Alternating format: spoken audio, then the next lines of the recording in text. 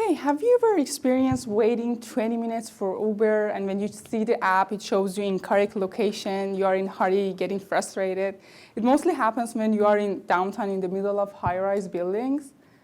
How about when you go to a long road trip to the north and you struggle connecting to the internet to do your work? I really feel you. These days, internet is like water and food for people, and people cannot imagine living without it. As a super trending technology, autonomous vehicles also execute their functionality based off surrounding network.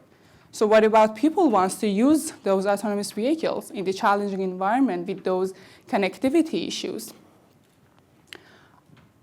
So it's good to note that the autonomous vehicles market size is estimated to hit $2.3 billion by 2032. So definitely it's worth to work on it, and that's where my project comes in. In my project, I'm going to design a supportive alternative network infrastructure that help the autonomous vehicles overcome their challenging for the connectivity in the challenging area, like the remote location or the location in the middle of dense buildings. So in this project, we have a special guest, autonomous drones, that they can fly everywhere we want in the challenging area and provide that supportive network.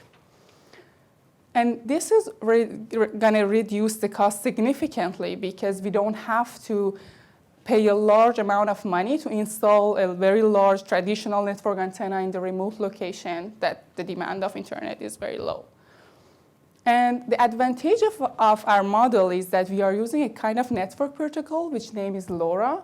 And this protocol is free, so we don't have to subscribe and pay for it.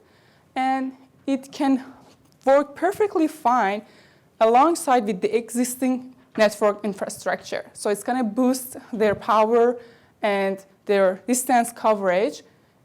So it can extend the coverage to more than several kilometers. So don't worry, when they are flying in the sky, they don't going to bother you. You don't even see them. And at the end, we all have a life all connected. Thank you so much.